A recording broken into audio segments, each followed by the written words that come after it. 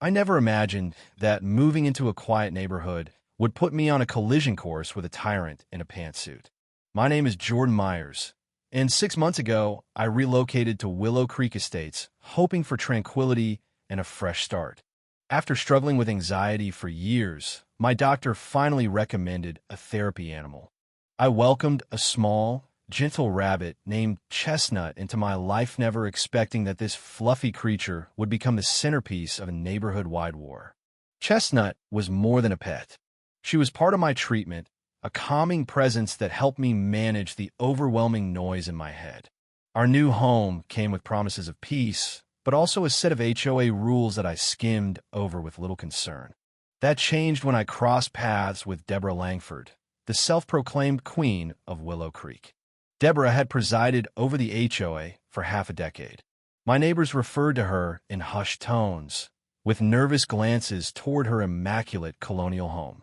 She was in her late 50s, with a frozen blonde bob that seemed surgically immobile and an obsession with enforcement. Her pristine white Mercedes SUV was often seen prowling the streets, her clipboard held like a weapon against anything out of alignment. We met 2 months into my residency. I was enjoying the mild spring air with Chestnut resting inside her well-ventilated, escape-proof enclosure. The moment Deborah's vehicle screeched to a halt outside my home, I knew something was coming. She exited the car with purpose, her heels clicking like warning shots on the pavement. "Excuse me," she snapped, striding up to my porch. "Animals are not permitted to be visible from the street." Law. Section 14, paragraph 6. I took a steadying breath. Chestnut is a registered therapy animal, prescribed by my doctor. I have the documentation and protections under the Fair Housing Act. Her smile stretched thin, all teeth and tension. I've never heard of a rabbit being a therapy animal. Dogs, yes. This, she waved dismissively at Chestnut, who was peacefully nibbling hay, isn't regulation. Species isn't relevant. I replied evenly. I'd be happy to provide documentation. Her lips barely moved. Have on my desk by 8 a.m. tomorrow. In the meantime, that animal stays out of sight. I submitted everything by the deadline and received a stamped acknowledgement. Weeks passed with no issues. Chestnut and I resumed our peaceful porch time. Then came the garden debacle. The HOA allowed small backyard gardens, and since my home sat on an odd-shaped lot at the cul-de-sac's end, I used a fenced side area not visible from the street to plant carrots, lettuce, and herbs. 3 days later, Deborah returned, camera in hand. "This is not a backyard," she declared. "It's a violation. It meets the bylaw definition of a private, fenced area not visible to the public," I countered, offering her a printed copy of the rule. Her cheeks flushed. "I wrote those bylaws. This isn't what they mean." "Then maybe they need clarification," I said with a polite smile. "I'll bring it up at the next meeting." Seething, she barked. "Remove the garden within 72 hours or face fines." At the HOA meeting, I calmly presented photos, documentation, and bylaw printouts. Bill Townsend, the treasurer and a retired attorney, backed my interpretation. "The language is vague," he said. "If it needs revision, we'll vote on that later." Deborah fumed in silence. On my way out, Margaret Lang, a neighbor in her 70s, whispered, "Watch your back. Deborah doesn't like to be challenged." From that point on, I became a target.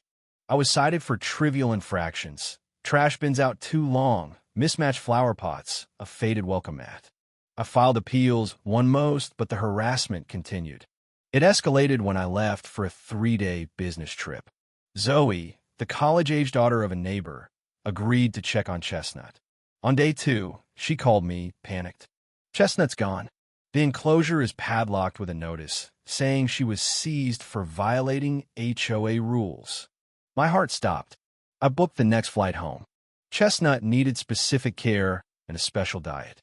I called the HOA, no answer. I left messages. Nothing. The next morning, I went straight to the HOA office. Locked.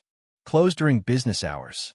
Through the window, I spotted Chestnut's carrier on a desk, but couldn't tell if she was inside. I called animal control, the police, and finally my lawyer. "This is illegal," my lawyer said. "We'll file an injunction." Document everything. I installed surveillance cameras and began canvassing the neighborhood. Most people sympathized, but claimed ignorance. Then I knocked on Margaret Lang's door. She invited me in, made tea, and said I saw the whole thing. Deborah came with 2 board members. They used bolt cutters on your lock and added their own. I took pictures. She showed me crystal clear shots of Deborah seizing Chestnut. Will you give a statement? Margaret grinned.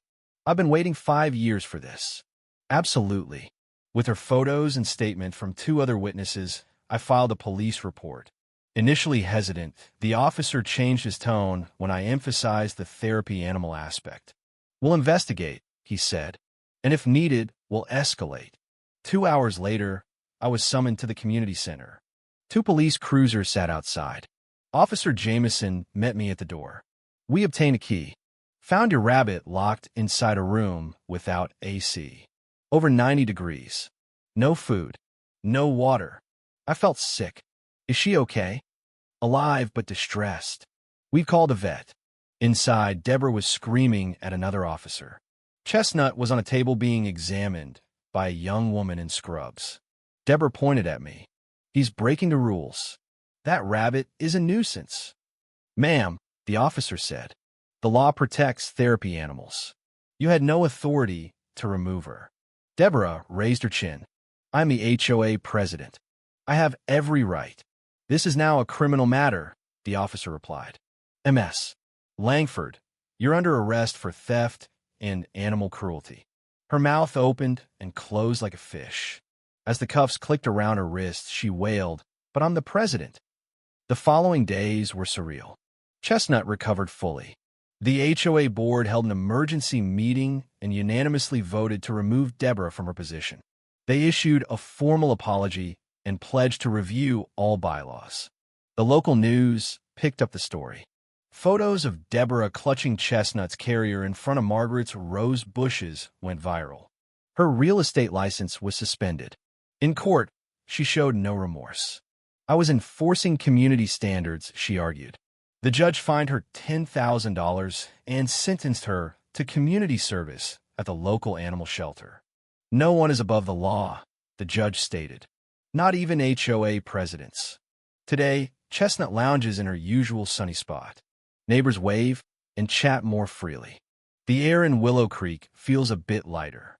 And while I never sought conflict, I take comfort in knowing that standing your ground, especially when it comes to justice and compassion, can change everything.